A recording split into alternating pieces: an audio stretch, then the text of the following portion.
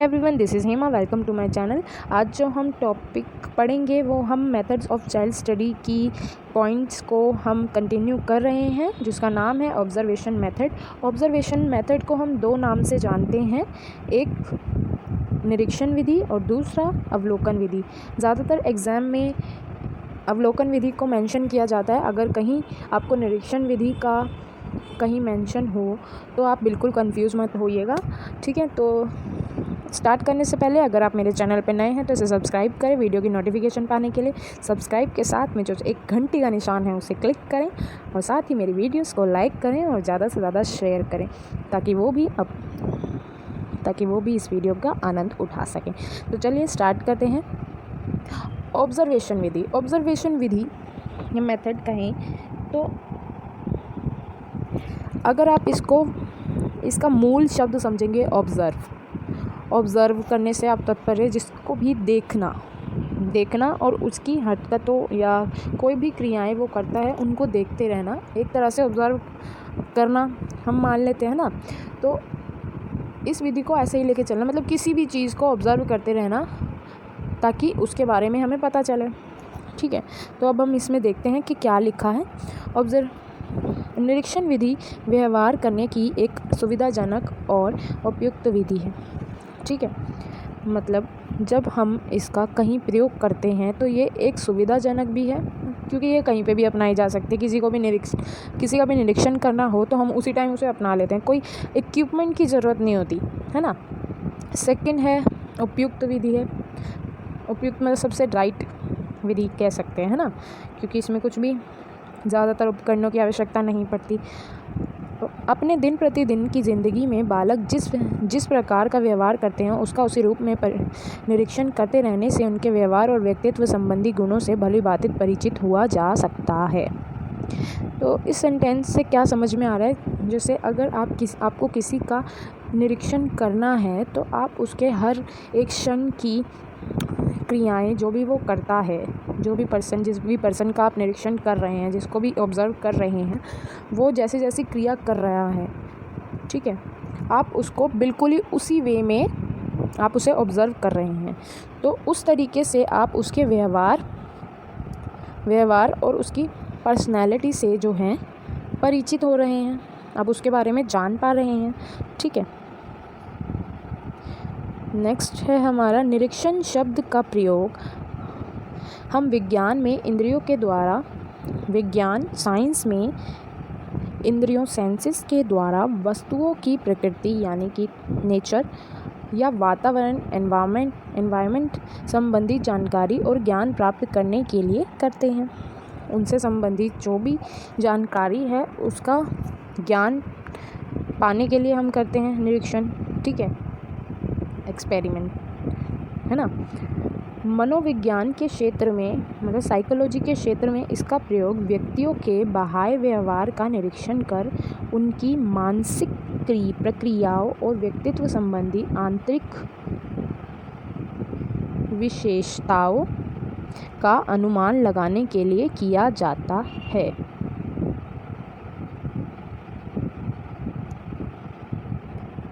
ठीक है, तो इसमें क्या होता है, सॉरी फॉर डिस्टर्बेंस। तो साइकोलॉजी के फील्ड में अगर हमें निरीक्षण करना होता है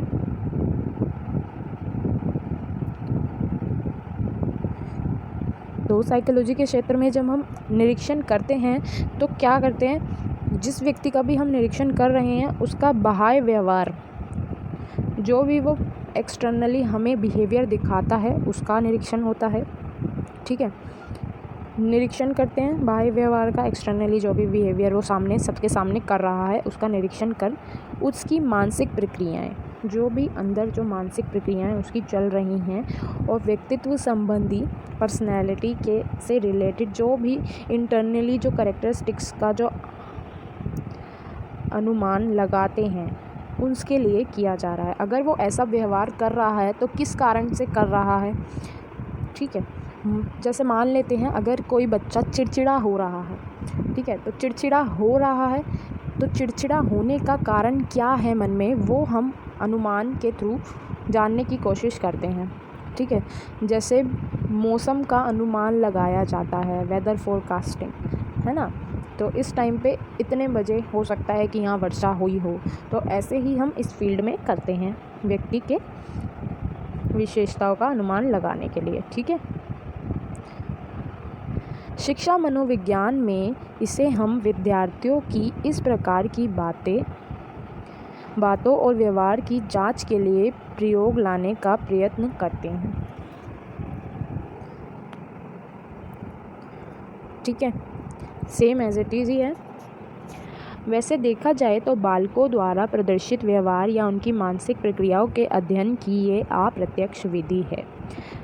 जब भी हम ऑब्ज़र्व करते हैं किसी को, तो आप क्या करते हैं, डायरेक्टली उसे जाके तो नहीं बोलते ना कि हाँ हम तुम्हारा निरीक्षण कर रहे हैं। उसे सीधा बता देते हैं क्या, ओए मेरे को तुम्हारा ऑब्ज़र्वेशन करना है। तो आप उसमें कुछ भी इंक्लूड नहीं होने देते, तो ये एक इनडायरेक्ट विधि है, ठीक है। तो चलते हैं नेक्स्ट पेज पर, ठीक है। अप्रत्यक्ष विधि वाला हो गया। अब है हमारा विभिन्न रूप, एक तरह से काइंड्स या टाइप्स, ठीक है। औपचारिक निरीक्षण, औपचारिक निरीक्षण यानी कि फॉर्मल ऑब्जर्वेशन। इसमें देख लेते हैं क्या लिखा है।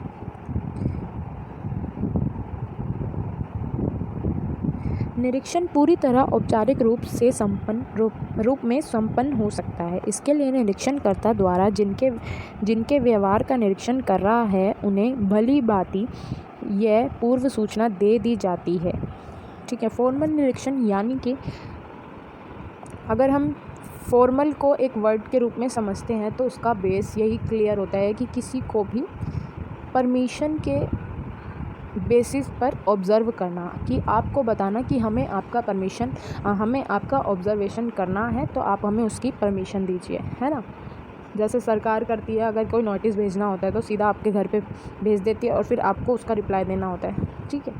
बातें होती हैं ना दोनों के बीच में, वैसे ही औपचारिक होता है। तो क्या होता है कि जब निरीक्षणकर्ता जो निरीक्षण कर रहा है, जिसका व्यवहार उसको करना है, कोई भी पर्सन ले लिया या बालक ले लिया, यहाँ हम बालक को लेके चलेंगे क्योंकि यहाँ पर हमें मेथड्स ऑफ चाइल्ड स्टडी है, ठीक है, करना है। तो जिस भी बालक का हमें बिहेवियर का निरीक्षण करना है, उसे हम पहले ही पूर्व सूचना यानी कि पहले ही दे दें, ठीक है, पहले ही सूचना दे दें कि निरीक्षण कार्य कब और कहाँ होना है। कब होगा, कहाँ होगा, ये आप बता देंगे, तथा किन किन बातों का निरीक्षण किया। सिंपल बात है, इसमें क्या है कि आपको सारी चीज़ें बता देनी है कि कहाँ होगा, क्या होगा, इसमें किस किस बातों को लेकर या किस किस एक्टिविटी को हमें ऑब्ज़र्व करना है आपकी, ये सब कुछ बता देंगे, ठीक है। सेकंड है अब हमारा अनौपचारिक। अब भाई फॉर्मल हो गया है, तो फॉर्मल का उल्टा कर दें तो हमारा अनौपचारिक बनेगा। अब अनौपचारिक में क्या होता है कि सब जो हमने ऊपर सारी चीज़ें बताई हैं वो अब बिना बताए करना, ठीक है। तो इसमें एक बात ध्यान देनी पड़ेगी कि जैसे निरीक्षण बिना किसी औपचारिकता के बिल्कुल सहज स्वाभाविक परिस्थिति में किया जाता है। जिस सहज स्वाभाविक परिस्थिति में आपका मतलब जो भी वो उस टाइम क्रियाएं कर रहा है वो नोटिस की जाती है बिना बताए, ठीक है। ये पूरा फॉर्मल का बिल्कुल उल्टा है। अब थर्ड क्या है हमारा, सहभागी निरीक्षण। सहभागी निरीक्षण नाम से स्पष्ट हो रहा है, सहभाग मतलब भाग लेना, ठीक है। इस प्रकार के निरीक्षण में निरीक्षणकर्ता विद्यार्थियों के समूह का एक अभिन्न अंग बनकर उसके व्यवहार और व्यक्तित्व के गुणों की जानकारी लेता है, ठीक है, एकत्रित करता है। सहभागी मतलब जिस व्यक्ति का या जिस भी बालक का हमें निरीक्षण करना है उसी के साथ मिलकर वो निरीक्षण करना, ठीक है, और उसके पर्सनैलिटी के गुणों की जानकारी लेना या कलेक्ट करना। लास्ट वन है हमारा असहभागी। अब सहभागी का उल्टा असहभागी। आ मतलब अलग, सहभागी मतलब साथ में, बिना साथ दिए ऑब्जर्वेशन करना, ठीक है। निरीक्षणकर्ता विद्यार्थियों की क्रिया और व्यवहार क्षेत्र से अपने आपको पता नहीं चलने देता कि वो निरीक्षण कर रहा, मतलब छुप कर एक तरह से उसका निरीक्षण करना, ठीक है। ये क्लियर हुआ होगा आपको।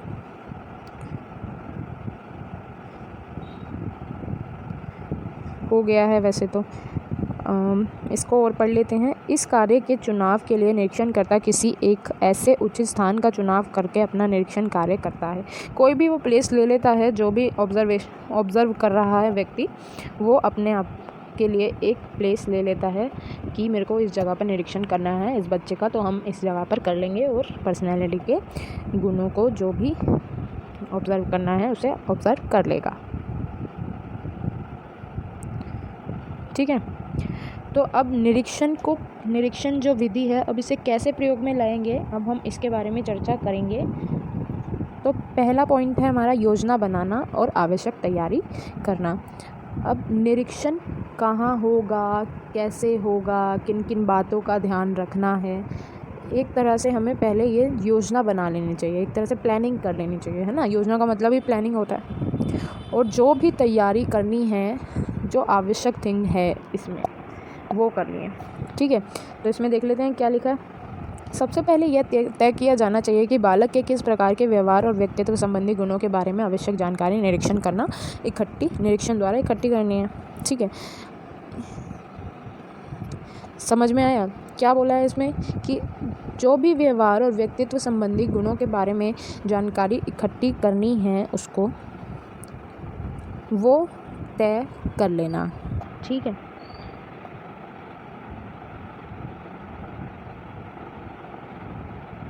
फिर निरीक्षण किस प्रकार करना है, किसके द्वारा करना है, आदि बातों को पहले से ही समुचित विचार कर सभी आवश्यक तैयारी कर लेनी चाहिए, ठीक है। जो भी जिस प्रकार करना है, कौन करेगा या किसके द्वारा करेंगे, ऐसी बातों को जो है पहले से ही अपने मन में बिठा लेनी चाहिए कि इस तरह से हम काम करेंगे। जैसे अगर आप कहीं सामान लेने जाते हैं तो सामान लेने से पहले आप मन में विचार करते हैं कि ये लेना है, एक लिस्ट सब बनकर तैयार हो जाती है आपके मन में, है ना। तो वैसे ही एक काउंसलर के मन में जब वो एक बच्चे का या किसी का भी निरीक्षण कर रहा होता है तो उसके मन में पहले ये पॉइंट्स आते हैं, ठीक है। निरीक्षण के समय क्या क्या कठिनाइयाँ आ सकती हैं, कौन सी डिफ़िकल्टी है कि जैसे अगर किसी प्लेग्राउंड में या पार्क में अगर निरीक्षण करना है तो ऐसी जगह पर करना कि बच्चे को दिखे ना हम, है ना, ताकि वो अपनी स्वाभाविक क्रियाओं की वजह, जो स्वाभाविक मतलब जो नेचुरल वो करता है, और अगर उसे पता चल जाता है तो अपनी स्वाभाविक क्रियाएं नहीं दिखने देता ना, और अपनी बातों को छुपा लेता है, अपनी जो भी क्रियाएं वो करता है वो छुपा सकता है, ठीक है। ये डिफ़िकल्टी आती है। उनके लिए क्या विकल्प ढूंढे जा सकते हैं, यानी कि अगर कोई ऐसी स्थिति आ रही है तो कौन सा अल्टरनेटिव सही रहेगा, ठीक है। इस बात का भी पूर्व अनुमान लगाया जाता है, उचित व्यवस्था कर लेनी चाहिए, ठीक है। ऐसी जो भी व्यवस्था है वो कर लेनी चाहिए एज अ काउंसलर, ठीक है। सेकंड है हमारा व्यवहार का निरीक्षण करना। अब जब सारी तैयारी हो गई है, जब आपने लिस्ट बना ली है, लिस्ट के सामने मन में उभर के आ रही है कि ये सारा सब सामान है, अब आप शॉपिंग करने जा रहे हैं, वैसे ही काउंसलर अपना काम करने जा रहा है, यानी कि ऑब्जर्व करने जा रहा है, ठीक है। इस सोपान यानी कि इस स्टेज पर के अंतर्गत निरीक्षणकर्ता द्वारा विद्यार्थी या हम कहें तो बालक के व्यवहार का क्रियात्मक रूप से निरीक्षण किया जाता है, ठीक है। जो भी बच्चा एक्टिविटी कर रहा है क्रियात्मक रूप से उसका निरीक्षण किया जाता है, या कहीं भी काउंसलर कर रहा है वो निरीक्षण करते हैं। निरीक्षण करने के तरीकों और उसके तरीकों का प्रयोग इस कार्य में होता है, यानी कि निरीक्षण किन किन तरीकों से करना है और इन तरीकों को कैसे अपनाना है वो इस स्टेज में आता है, ठीक है। अब इस स्टेज में कौन सी बातें हैं जो हमें ध्यान रख लेनी चाहिए,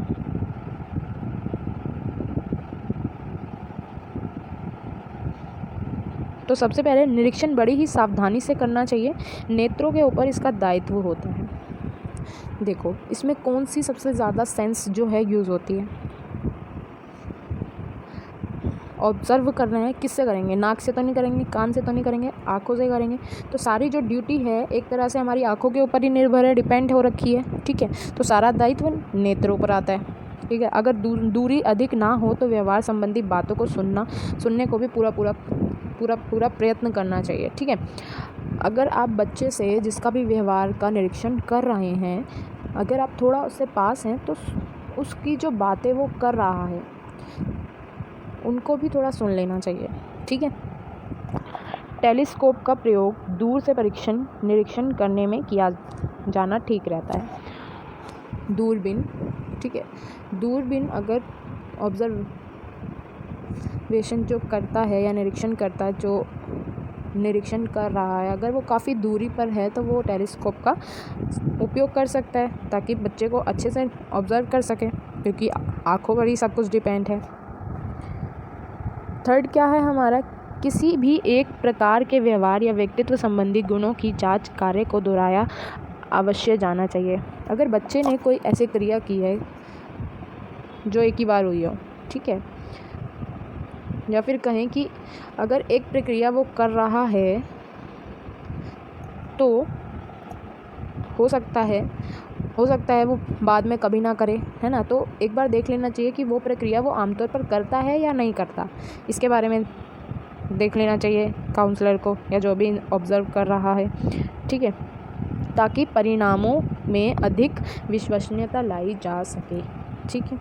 विश्वसनीयता से समझ ही गए होंगे, ताकि जो भी वो रिज़ल्ट या आउटकम्स निकालेगा काउंसलर उस पर उसको भरोसा हो।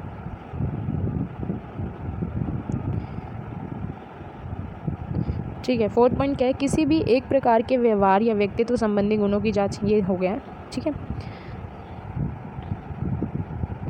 अब है हमारा थर्ड पॉइंट, निरीक्षण कार्य का विश्लेषण और व्याख्या करना। अब जितना आपने ऑब्ज़र्व किया है उसका एनालिसिस करना है और उसकी व्याख्या भी करनी है, ठीक है। कि अगर ये हुआ है, कोई भी चीज़ करी है, कोई शॉकिंग है, तो उसका जो भी सारी चीज़ें या इकट्ठी की हैं उसका एनालिसिस करा, ठीक है। और ये एनालिसिस करके जितने भी पॉइंट्स आपके सामने आए हैं कि बच्चे को ये परेशानी है तो उसकी व्याख्या कर दी कि आप इसे ऐसा करना है, ठीक है। निरीक्षण के दौरान जो कुछ भी निरीक्षण के आधार पर रिकॉर्ड किया जाता है या किया गया हो उस टाइम पर, उन तथ्यों को फिर भलीभांति विश्लेषण कर, एनालिसिस कर, बालक के व्यवहार संबंधी बातों, व्यक्तित्व संबंधी गुणों के बारे में उचित निष्कर्ष निकालने का प्रयत्न किया जाना चाहिए। मतलब हो सकता है कि बच्चों जो बालक है जिसका ऑब्जर्वेशन किया गया है उसको ये प्रॉब्लम आ रही हो कभी, ठीक है। इसमें देख लेते हैं सामान्यीकरण करना। मनोवैज्ञानिक अध्ययन की एक विशेषता यह भी है कि इसमें अध्ययन के परिणामों के आधार पर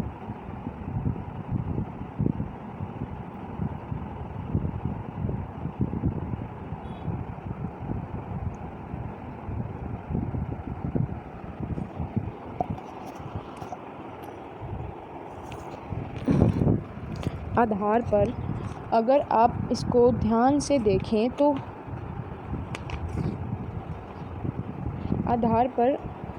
ये छूट गया है पर आप इसको खुद लिख सकते हैं। तो लिखना है आपको, आधार पर कुछ सर्वमान्य नियम बनाने का प्रयत्न किया जा सकता है, उसके आधार पर यह अनुमान लगाया जा सकता है। एक बार दोबारा से रिपीट करूँगी, ठीक है। दोबारा से रिपीट कर रही हूँ। मनोवैज्ञानिक अध्ययन की एक विशेषता यह भी है कि इसमें अध्ययन के परिणामों के आधार पर कुछ सर्वमान्य नियम बनाने का प्रयत्न किया जाता है। अब एक बार इसको समझ लेते हैं कि क्या होता है।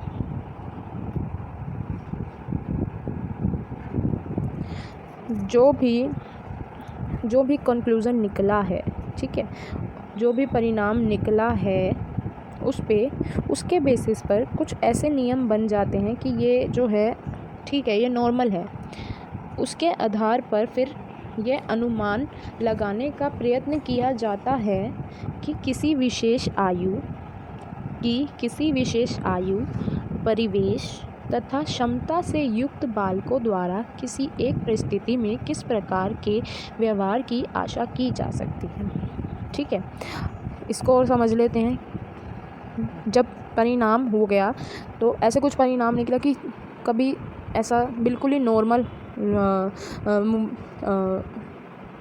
क्रियाएं, एक्टिविटीज़ वो करता है। ठीक है, कुछ ऐसे व्यवहार सामने आए कि नॉर्मल है, ये कोई बात नहीं, नॉर्मल होते हैं। ठीक है, अब ये उसके जो भी परिणाम निकले हैं उसके बेसिस पर क्या होता है कि जब किसी विशेष आयु, स्पेसिफिक एज, परिवेश यानी कि आसपास का जो भी इन्वायरमेंट है, क्षमता से युक्त बालक, जो भी कैपेबिलिटीज़ है उससे युक्त बालक द्वारा किसी एक परिस्थिति में किस प्रकार एक व्यवहार की आशा की जा सकती है। ठीक है, कोई भी मतलब इसमें देखा जा रहा है कि कोई भी एक सिचुएशन में बालक उस परिस्थिति पे को अपने आप में ढालता है या फिर उसके उल्टा रिएक्ट करता है। ठीक है, ये भी है। अथवा बालकों के व्यवहार की किसी एक दशा के मूल में क्या क्या संभावित कारण हो सकते हैं। अगर वो नहीं कर पाया, इस सिचुएशन को अपने आपके अनुसार नहीं ढाल पाया, तो ऐसे करने के क्या क्या कारण उसके पीछे हो सकते हैं, ये समझना। ठीक है, अब नेक्स्ट चलते हैं हम। इसमें है हमारे लाभ। तो निरीक्षण विधि द्वारा बालकों द्वारा किए जाने वाले सहज एवं स्वाभाविक ढंग से जैसे वे संपन्न होती है अपने मूल रूप में अच्छी तरह अध्ययन किया जा सकता है। ठीक है, तो लाभ यही है कि अगर बिना बताए ऑब्जर्वेशन किया जा रहा है तो बच्चे के बिल्कुल नेचुरल जो मूवमेंट्स होती हैं उनको आसानी से प्राप्त किया जा सकता है। ठीक है, फर्स्ट हो गया हमारा। सेकंड, प्रयोगशालाओं की आवश्यकता नहीं होती। अब जैसे बड़े बड़े वैज्ञानिक एक्सपेरिमेंट करने के लिए प्रयोगशाला जो है उनका इस्तेमाल करते हैं, तो इसमें जो है बड़ी बड़ी लैब्स का जो है इस्तेमाल नहीं होता। सिंपल आँखों से देखा हुआ देखें और वो याद करके दोबारा से आउटकम निकाल लें, है ना, सिंपल है। निरीक्षण विधि का संबंध बालक के वर्तमान से होता है। ठीक है, बल्कि उसके भूत से नहीं। जिस भी सिचुएशन में बच्चा है उसका ही अनुमान, उसका ही निरीक्षण करना है, भूत की कोई स्थिति को जानना ही नहीं है। इसलिए जो है वर्तमान जो है ज़्यादा इम्पोर्टेंट है इस विधि में। ठीक है, निरीक्षणकर्ता द्वारा अपने निरीक्षण के दौरान वह बालक के व्यवहार संबंधी निष्कर्ष निकाल सकता है। ठीक है, जो भी है, जो निरीक्षण करता है वो सारी जो भी बातें अपने आप में मुख्य लगती हैं उनका जो है निरीक्षण निकाल सकता है, उसका जो है एक कंक्लूज़न निकाल सकता है। ठीक है, फोर्थ इसमें सीमित साधनों में बालकों के व्यवहार का अध्ययन कर पाना इस विधि में संभव है। सीमित साधनों मतलब जैसे बोला गया बाइनोक्यूलर्स।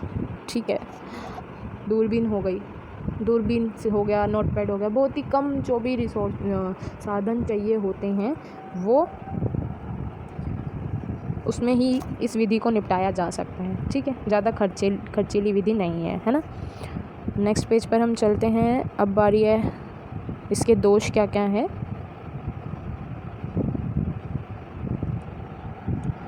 तो प्रशिक्षित निरीक्षकों का अभाव। प्रशिक्षित मतलब एक तरह से ट्रेंड। जितने भी अगर कोई ऑब्जर्वेशन कर रहा है जिस भी बालक का या कोई भी पर्सन ले लो, तो उसमें एक प्रशिक्षित ट्रेन निरीक्षक का जो है अभाव होता है।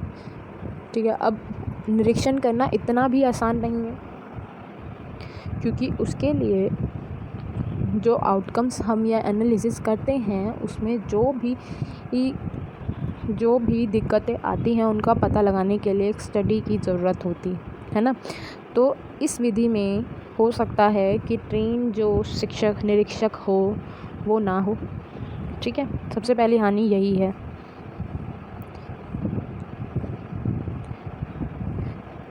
सेकंड है हमारा पक्षपात एवं दोषपूर्ण दृष्टि। इससे समझते हैं केवल आत्मनिष्ठा ही नहीं, हमारी पक्षपात और दोषपूर्ण दृष्टि भी हमारे निरीक्षण के परिणामों को अपने विशेष रंग में रंगने का प्रयत्न करते हैं। ठीक है, इसका मतलब है बहुत आसान है। पक्षपात दृष्टि मतलब एक तरह से बच्चे में अपने नज़रिए भी डालना। ठीक है, एज अ काउंसलर तो आप दे ही रहे हैं, लेकिन अलग से आप क्या सोच रही हैं वो नज़रिया भी आप इनके रिज़ल्ट में इंक्लूड कर देते हैं। तो ये होता है पक्षपात और दोषपूर्ण दृष्टि। ठीक है, हमें प्रियजनों और कृपा पात्रों में भी कोई दोष नज़र नहीं आते। मतलब जिनसे हम प्यार करते हैं उसमें कुछ दोष नहीं नज़र आएगी या कमी कुछ नज़र नहीं आएगा, और जिससे हम कोई भी घृणा या जिससे भी हमारी लड़ाई हो जाती है तो उसमें सिर्फ़ और सिर्फ कमी लगने लग जाती है, दिखने लग जाती है, तो उसमें सिर्फ हम दोष निकालते हैं, है ना। तो ऐसे ही अगर हमारे जो भी जिसका भी व्यवहार कर रहे हैं वो हमारा प्रियजन होता है तो हम सोचते हैं नहीं यार इसमें नहीं हो सकती कोई भी कमी, और अगर किसी से खटपट हुई हो तो इसमें भरपूर कमी ही कमी है ना, बोलते हैं ना ऐसा। तो हो सकता है कि हम वहाँ पे पक्षपात दृष्टि का यूज़ कर दें। अब है हमारा घटनाओं की आवृत्ति और पुनरावृत्ति में कठिनाई। अब इसमें क्या होता है, पुनरावृत्ति एक टाइप से रिकैपिचुलेशन या फिर रिवाइज करना, है ना। तो इसमें पढ़ लेते हैं क्या लिखा है। व्यवहार संबंधी घटनाओं को स्वाभाविक रूप से घटने और उन्हें दोबारा देखने में काफ़ी लंबा इंतज़ार करना पड़ता है। कोई भी एक सिचुएशन में जिस बच्चे ने कैसी प्रतिक्रिया की है वो करने में जो है बहुत ही ज़्यादा इंतज़ार करना पड़ता है। हो सकता है वो दोबारा हुई भी ना हो। ठीक है, और इस तरह किसी बालक के व्यवहार और व्यक्तित्व संबंधी कार्य सभी बातों का निरीक्षण के द्वारा अध्ययन करना काफ़ी लंबा, अरुचिपूर्ण और दुस्साध्य, बोरिंग भी हो जाता है कभी कभार, और कभी कभी इंटरेस्ट भी नहीं आता और बहुत ही ज़्यादा लंबा हो जाता है कार्य ये, इसलिए। ठीक है, और फोर्थ है हमारा लास्ट, निरीक्षण के परिणामों को नोट करने में कठिनाई। ठीक है, अब नोट करने में कठिनाई क्यों होगी, क्योंकि आप बच्चे की जो हर मूवमेंट है उसको बिल्कुल अपने आँखों से सामने देख रहे हैं। अब लिखना पड़ेगा उसे, तो कहीं ना कहीं तो कठिनाई हो सकती है ना। अगर आप कोई क्लासेस ले रहे हैं उसमें सर कहते हैं कि साथ साथ लिख लो और मेरे से समझ भी लो, तो आपको कितना गुस्सा आएगा अंदर से, है ना। तो वही बात है यहाँ भी कि एक तो देख लें और सारी हो सकती, क्योंकि ऐसा तो है नहीं कि काउंसलर को भी सब चीज़ें याद रहें। ठीक है, तो उसे नोट कर पाने में भी कभी कभी डिफ़िकल्टी होती है, या आमतौर पर डिफ़िकल्टी होती ही है ना। होप आपको वीडियो अच्छी लगे और समझ भी आए। ना आए तो बेझिझक आप कमेंट सेक्शन में कमेंट करके पूछ सकते हैं, मैं आपका जल्द से जल्द रिप्लाई ज़रूर दूँगी। धन्यवाद।